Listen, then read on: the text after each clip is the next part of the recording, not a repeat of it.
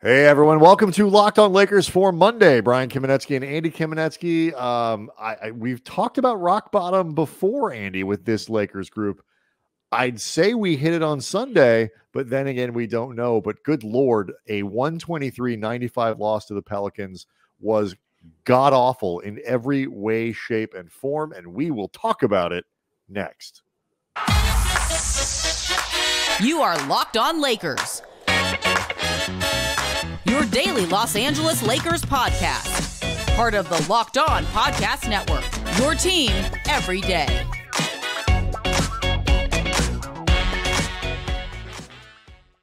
I want to thank everybody for making Locked On Lakers your first listen of every day, Monday through Friday. No matter how you get your podcasts, where you get your podcasts, never behind a paywall. We will not make you pay for this process the Lakers are making you go through. But we appreciate you doing that every day with us. And I want to let you know as well that today's episode is brought to you by Bet Online. Bet Online has you covered this season with more props and odds and lines and all those things than ever before. Bet Online, where the game starts. So we have talked about belief. We have talked about performance. We have talked about talent. We have talked about effort. We have talked about many, many things over the course of the season. And all of them, Andy, seem to be in play on a Sunday night in a terrible 123-95 loss to a Pelicans team that is playing significantly better, is now the 10 seed in the West, and is dangerously close to the Lakers, overtaking them for the 9 and forcing them to play on the road twice to get into the big boy playoffs, assuming they still stay in the top 10, which is no longer really a guarantee with the way this team is playing. This was an incredibly dispiriting loss, both because of how the Lakers performed, statistically speaking and all that stuff, turnovers, this, that, and everything, but also, like Dwight Howard referred to it, the body language, the energy. Russell Westbrook said flat out the team was out hustled and outplayed. Like, it was really bad. I mean, by any standard, it was bad. I mean, on the court, Brian, like, as you mentioned, they were absolutely dreadful on both sides of the ball. I mean, a few of the lowlights were the 23 turnovers. They gave up 25 points in the process. They shot 21% from behind the arc, rounding up. Defensively, it took some rally caps to get there, by the way. The outside shooting since the break has been chilly, to say the least. They just straight up stunk defensively. They really were just out of sorts, and top to bottom, everybody was bad. There was not a single Laker in this game who I thought really played well. Do not let LeBron's 32 points fool you. He did not play well, and I know this because LeBron, after the game, acknowledged that with his 7 points, and he was as much of a part of those defensive lapses as anybody. 7 turnovers, excuse me. He was bad. Everybody was bad. But, and we can get into some of the mechanics of the badness. They obviously miss Anthony Davis. The talent gap that has been an issue for this team, when they're not at full strength, and occasionally even when they are, was visible during this game, but also that effort and the body language and the psychology of this team. Russell Westbrook said after the game that he feels like by now it's on the scouting report that this team will get down on themselves if things are not going well. He said, quote, "Play harder than them and see what happens." Like, that was his guess about how it's written up right now on the opposing team's scouting reports. And, Dwight Howard talking afterwards, Dwight is, he's a verbose guy. Dwight is a talker. And afterwards, games, even after losses, Dwight will say a lot, even if it's just positive speak platitudes. That's just who Dwight is. Dwight kept saying afterwards, "I'm at a loss for words." That says something, man. When Dwight Howard can't even come up with the faux Tony Robbins BS. Right, the requisite things you would needlepoint on a pillow. I mean, that's really revealing. Let's stick with the energy and the effort stuff here for a minute, because I do want to get into some of the talent and what's here, and maybe what they can do about this going forward. you and I have, I think, put a slightly different emphasis, finding slightly different reasons for some of the effort. I think sometimes, quality of play, like the impacts the effort. Like when you're not playing well, you look like you're not trying very hard sometimes. But that said, there are times when you can see effort and energy are there, and like, damn, we can't get anything going. We can't make it work. We can't. And you compare the third quarter Sunday in a really important moment to the third quarter against the Clippers on Friday in an equally kind of make it or break it sort of timing. Like we got this is a moment where we need to turn something around. Now, the Lakers came out against the Clippers on Friday and they got they played a great third quarter, got the lead back, and eventually lost. It didn't turn out well, but the effort and the energy was certainly there coming out of the break. They're down 11 going into the break on Sunday, and they come out and they got the doors blown off of them in the third. And you combine that with the first half where they scored 40 points. I wonder if from a belief standpoint, if from an energy standpoint, that Clippers game where they came back and they did the work and all that stuff and looked like they were going to win, kind of a feel good about yourself. I wonder if that game broke something.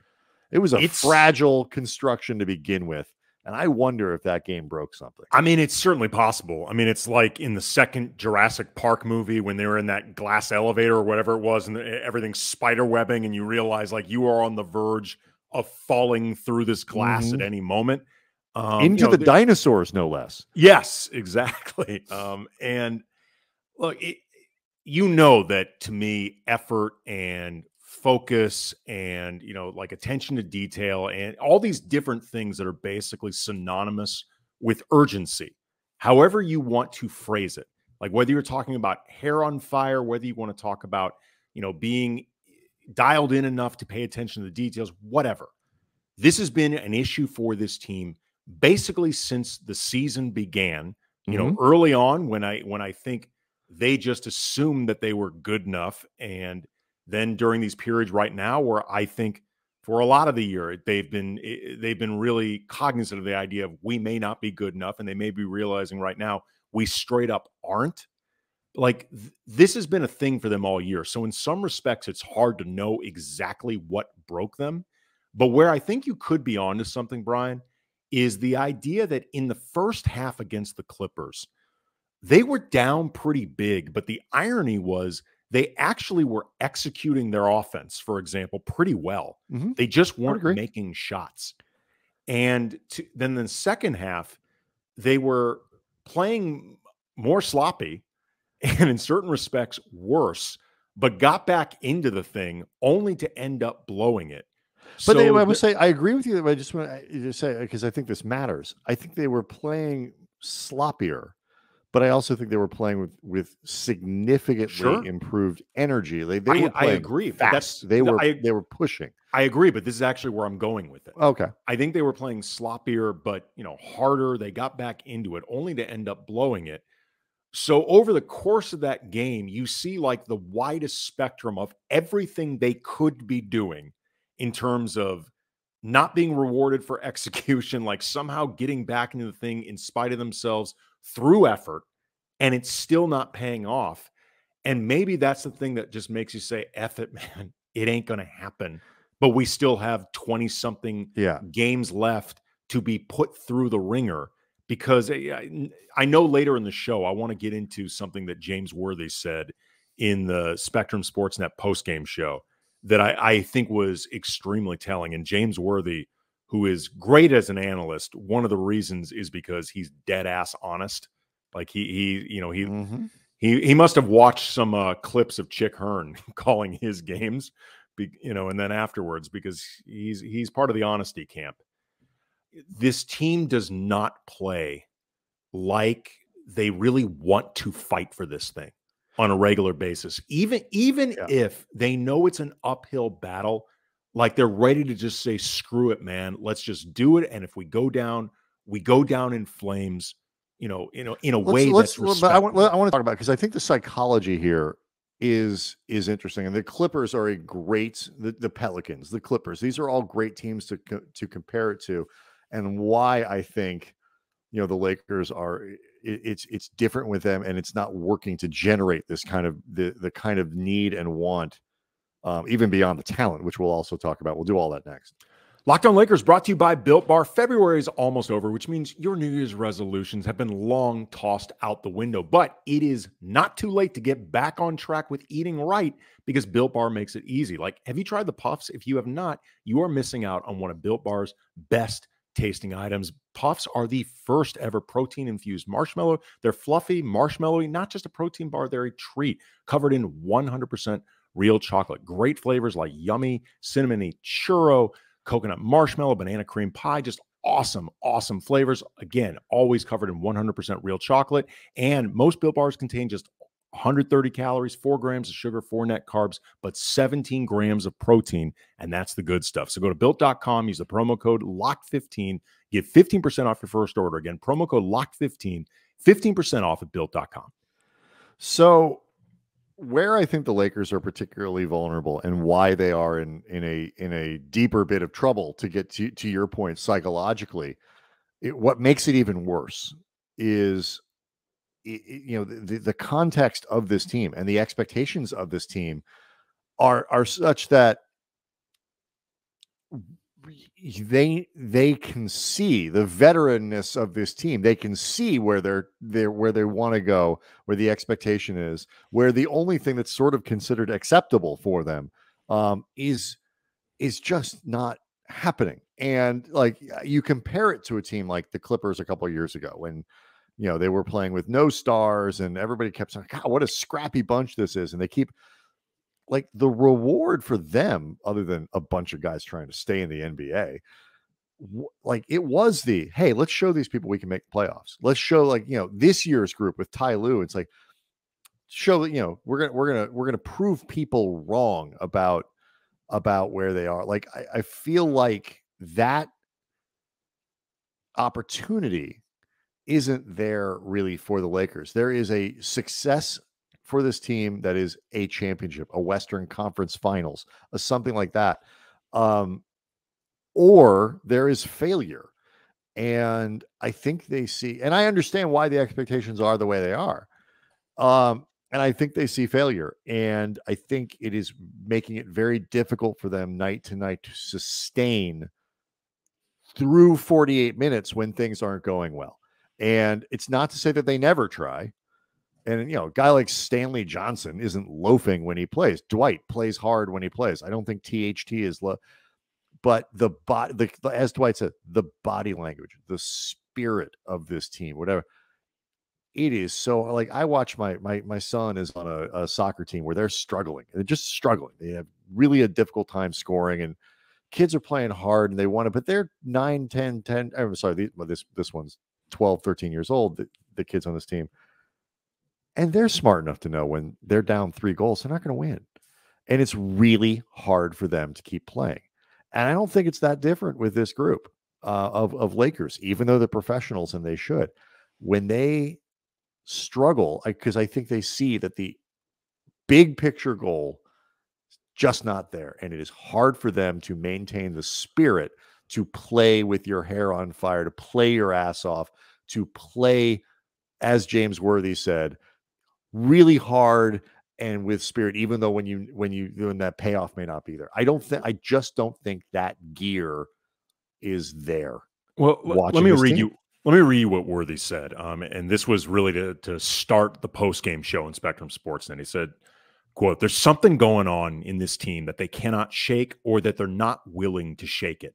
Right now, they're embarrassed. They're not where they're supposed to be. They see a steady climb they got to make. They got to do the impossible right now. And I just don't see the mentality to fight for it. Hopefully they do have it, but I don't see it on the court." So I would say this, Brian, in terms of the idea of the goal of this season, which obviously was to win a championship. They came in considered, clearly, rightly or wrongly, it's feeling more and more like wrongly. I'm going to say wrongly. As someone who still, despite all the concerns, I mean, granted, yes, we have made a huge mistake. I had you told me everybody's going to get hurt like this, I'd be like, oh, they're screwed. But like, what, everybody could well out without Anthony. They're 10-12 with Anthony Davis in the line. It's like they're not a good team with everybody available. No, and so but what I would say though, it's just been terrible, and I was wrong.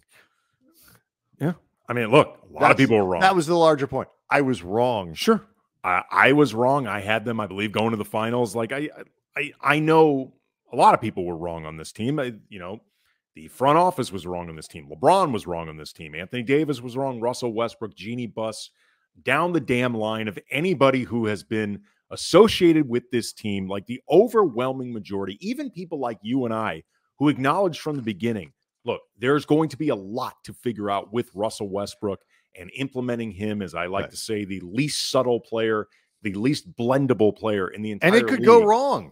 And but even in going wrong, I didn't think it would be this bad. No. And, some of this has been circumstances either unforeseeable or beyond our control. Some of this has been just things flat out not working. But in terms of what Worthy said, there's the larger picture goal of winning a championship that is increasingly looking just impossible for them.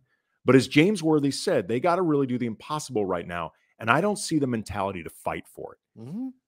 The goal they should have right now, for lack of a better way of putting this, don't effing embarrass yourself along the way. Yeah, play for pride. Like you're talking about this team going from that belief and that expectation to essentially what you're talking about is playing for pride. Well, and that is, I understand like your pride should have value, but it's a massive gear shift psychologically, and it is a massive thing to go do. It is a massive gear shift, but you know what is even more jarring, I would think at least, than the idea of we came out here with a championship aspiration and we are laughably far from it. Getting your ass booed semi-regularly over the course of a season in front of a fan base that, you and I have covered the Lakers now for, I believe it's going on 16 years. And we have stuck up for this regularly. Like nationally, Laker fans have a reputation for being fair weather bandwagoners. They only care about the team when they're really good. And that is straight up BS. Laker fans are entitled as hell. They are spoiled as hell. Super obnoxious. Yes. Like in like the world of NBA Twitter. But like well-earned. But 17 championships. Well-earned, but also they are loyal as F, man, and they care. Laker fans care. And particularly Laker fans who are shelling out the money to be in that arena to watch this team. They care. And I can promise you, if you play hard, even if you lose, even if this season goes down the toilet, they will at least stop booing you. I would agree. And if you want a game within the game goal, how about stop getting booed? Like do enough to avoid getting booed. And again, I think nothing about what you're saying is wrong. And I think that you would wish as a fan and as a coach, as a broadcaster, James.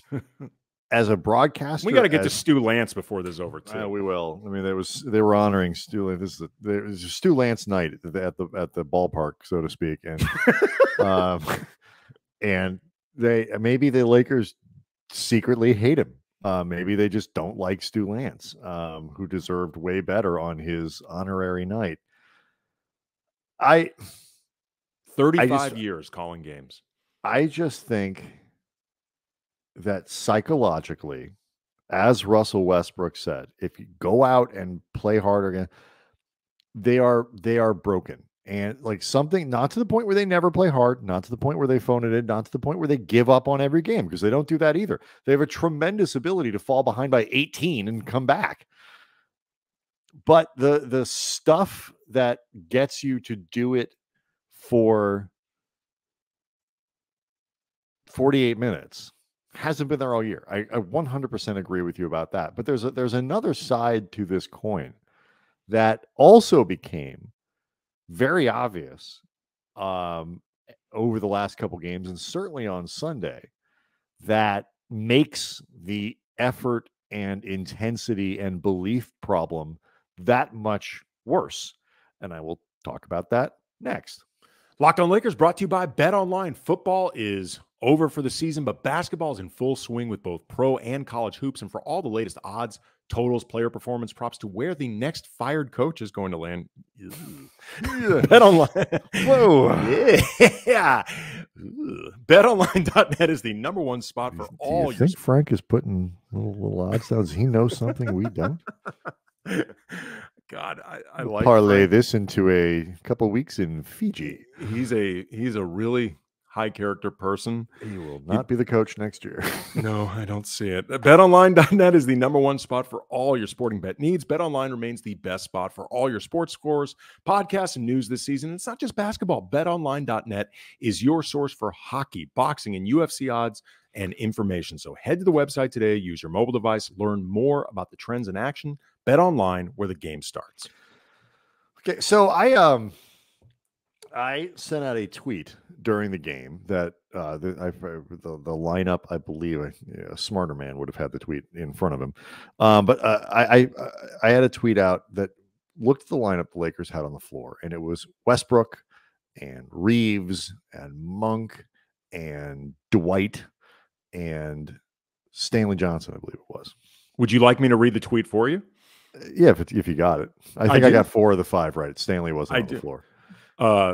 From Brian Kamenetsky, quote, "People are obviously disappointed and expect better, but in October, if I had told you a team would take the floor sporting Westbrook, Monk, THT, something called Austin Reeves and Dwight, you'd probably think that team wasn't very good." BK. Right. So, yeah, I have 4 of the 5 right. My point there is like that is not a good NBA fivesome. Like, it's not, and especially with Westbrook kind of diminished to where he is now. I like Malik Monk, but he is not. If you are relying on Monk to be your third best player, sometimes the Lakers, in the case right now, given how shaky Westbrook can be, are relying on Monk to be their second best player. Like, that's not gonna work. He's not that good. He's gonna make more money this offseason, but not that much money. Not that much. He's not. He ain't making max player money. Right. Let's all slow down. And I say this not to cap on Malik Monk. I think both of us have been really excited about the story that Monk is, and I hope he makes way more money than the Lakers are capable of paying him, because he deserves it. He seems like an awesome dude, and he's a solid NBA player. But you are not doing something that's fair to him if you expect him to be your second or third best player, fourth best player consistently every game. And that's kind of the position the Lakers have put themselves into. Austin Reeves is a great story. And I think he's going to turn, he could turn into a surprisingly solid NBA player. He's clearly got value as someone who can contribute, particularly to good teams. Yep. He's just a smart player, solid, good player. The last 2 games where he started, he has not contributed very much, because it's like, oh yeah, he's also an undrafted rookie playing, deep into the season. He's now on scouting reports. People are kind of paying attention to him, and he hasn't been good. It is unfair to put Reeves in this situation, not to start him. And I don't care if they keep starting. It's fine with me. I don't think they're a wash, Andy, with other great options. But there's been kind of this talk, I think, because people expect the Lakers to be better and expect fixes to be there. Like, well, Jesus, it's just so obvious. Start Austin Reeves. It's like that will fix things. No, it's not. It's not going to fix things, because Austin isn't that good yet. And, somebody replied to me on Twitter. They said, yeah, but that still doesn't mean they shouldn't beat the Pelicans. And my reaction to that was, really? Because once you get past LeBron, and LeBron is a different issue, and I think a lot of the psychology of the team comes from LeBron. They take a lot of their cues from LeBron, and I don't think LeBron's headspace is very good right now. I also don't think he's healthy.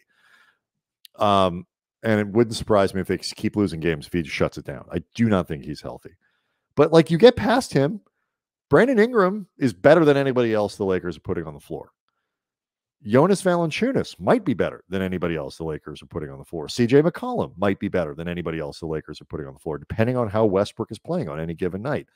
Herb Jones is their Austin Reeves, a guy they drafted him, but a guy they didn't expect to contribute, good defender, does a lot of little things, whatever. And he's better. He's playing better and has been more productive than Reeves. Devontae Graham is kind of like Malik Monk, Sure.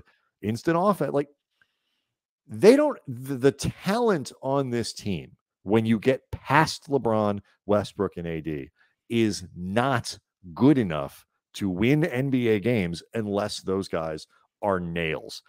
And when LeBron isn't, and when Westbrook isn't, these other guys, they're not that good. And that is a problem with roster construction. And so asking guys to get to kind of link it back to what we were doing before, not only are they asking guys to be sort of play hard and believe and all this other stuff, we're also asking a lot of players to be better than they actually are, I think, to make this work. And it is a doubly bad situation for the Lakers. And I do not know how they fix it. Well, it's interesting. That is the end of my monologue, and I apologize. Yes. And I had a lot to say. And scene. It's interesting when you mention I've been LeBron in character for 4 days now, and his health, and when you mention guys having to be better than they are, they need LeBron to be better, not just than he has been, but you wonder if they need him to be better than he can be, and not just in the sense that I think it's become clear this season, and this is something I think we'll talk about more at length over the course of the season. But it's become very clear what could be a significantly longer offseason than we were planning. LeBron is still obviously a great player, but he is no longer capable of being the guy that, if you have him, by definition, you are not just in the mix, you're in the deep mix. Because it used to be just, you throw LeBron onto any roster and you are solving 95% of your problems by definition of him being there.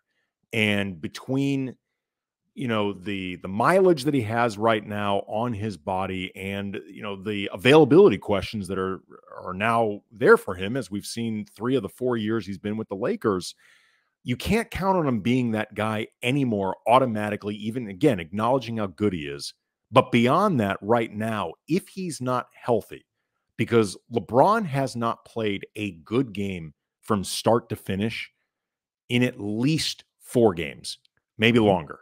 He hasn't, and the last, this game he was not good. To be perfectly honest, he was the reason in certain respects they lost against Golden State. He was awful in the fourth quarter. If he had just been, passable. He did, but he played better in the first 3. He was terrible in the fourth, but he played a better first 3, but he was god awful. But the point being, though, LeBron right now he does not look like LeBron right now. Correct. Yeah. So you have to start wondering at this point, what do you do with that? Do you dial back his minutes some and take a certain amount of chances with how the game shakes out? Like, what does Frank Vogel do from here other than, like, I joked at Cam Brothers during the game because Frank got a technical when they were down like 25 or something. I don't even remember what it was about. It doesn't matter. But I was like, if I were Frank, I would just get a second technical, toss a bunch of money on the court like I was making it rain, leave the arena and go home. Like I wouldn't. Andy, I'll do you one better. I would do that twice in the first minute and a half of every game. I would mother F the referees and get myself sent home. But like, I don't know. Let me ask you this though. Right now, but he's not helping when he plays like this. He's actually not helping because so much revolves around him, and he's not playing like LeBron on a regular basis. There are a couple things though here. Like the Lakers are constructed.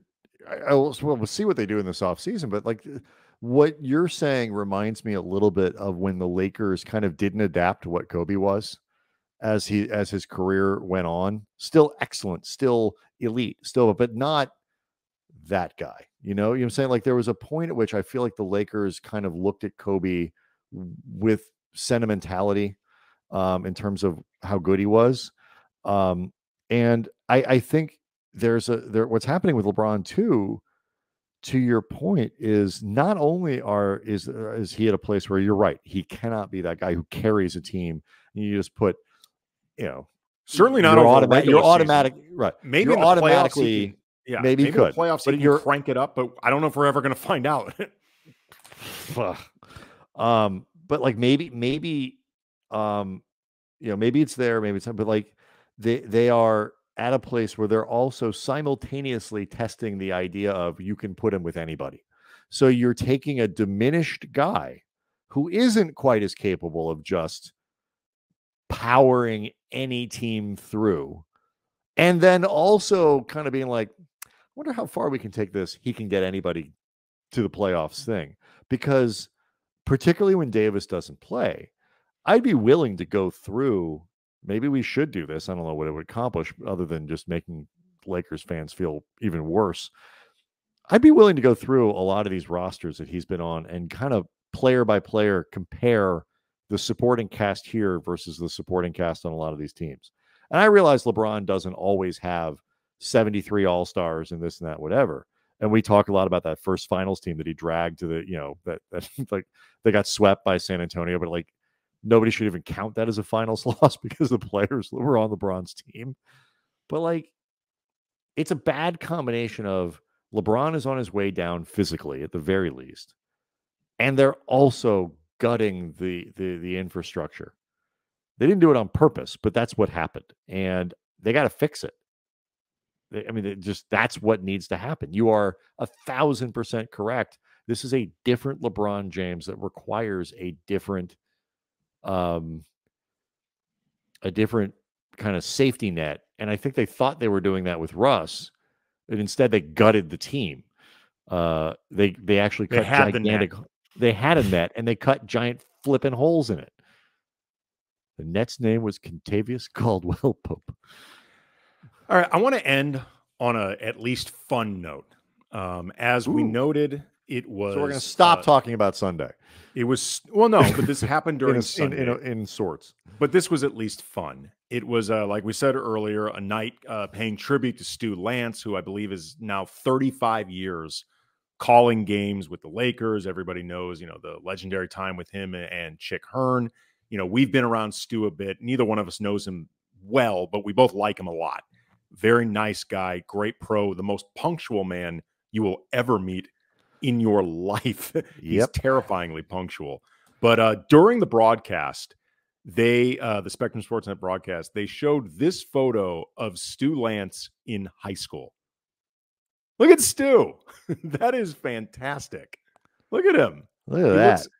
He looks kind of like you would imagine Stu did in high school. But I thought that was really fun. And congrats to him on this night. Again, he really deserved better.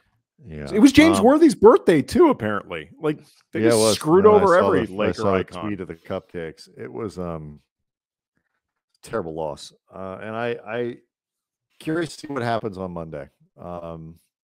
If they are practicing, who they put in front of the media, all that. Anyway, Locked On Lakers on YouTube.